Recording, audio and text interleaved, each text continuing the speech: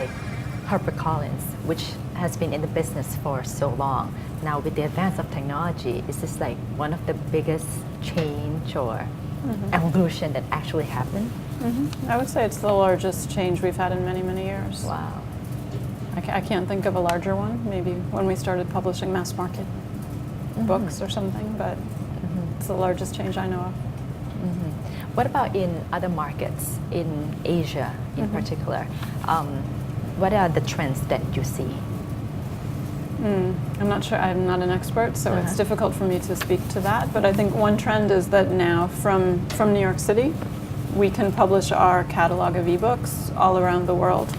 And so we're working with major retailers like Kobo and Amazon, and every month we're seeing sales in every market around the world of our catalog, and we're doing it all from New York City. So the distribution has become much more effortless, and from one month to the next we have some information about how different countries are transitioning to purchase ebooks, because we can see sales into that market in a way that we wouldn't know. We didn't have such good information before, because we would sell to a wholesaler would ship it overseas, and then we wouldn't know what would sell. Is it expensive to produce ebooks? No, the prices come down quite a lot, and as I mentioned, the standards effort. So there's now a standard ebook file format called EPUB, which is very popular in many parts of the world, and is now has been updated to support Asian languages. And so with the success of that sort of global standard, it's much easier and much cheaper to produce ebooks. Because in the past we used to create 7 different formats, and it was expensive to do all that customization, and now we create just one. Does technology change the way you think when you have business plan or strategies or marketing plans? Well, I think it's an exciting time, because there are every day we're considering new business models and new ways to distribute the books and new ways to make revenue from them, and new products that we can create. As I mentioned at the beginning, we can have books with video and audio, and we can synchronize the text and the audio, so you can listen to the audiobook and see the words on the page lit up in colors, that kind of thing. So there's a lot of new things we can do, and every day you think of new ideas or see a new business model in a different industry and think maybe it might work for books as well. Does HarperCollins earn more revenue from digital business or print business? From print. Still from print.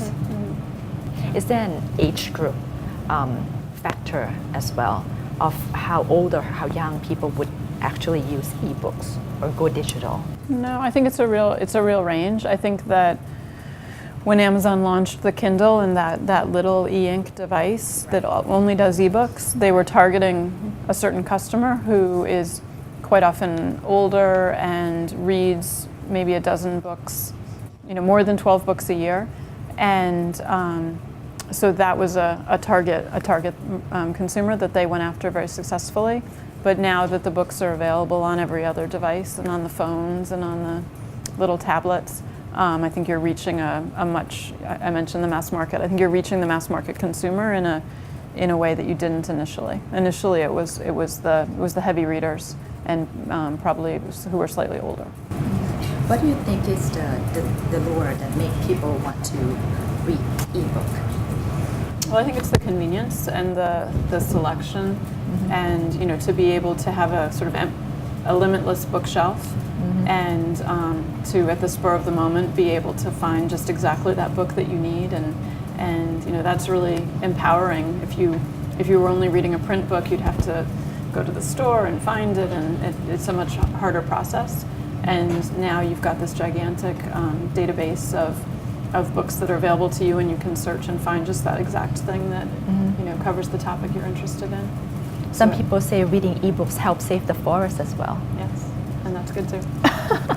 What do you think would be the future trend, say 5 years from now, of digital and print? Well, I think the rate of ebooks growth has been quite significant. It's been doubling every year, and it's probably going to slow down a little bit.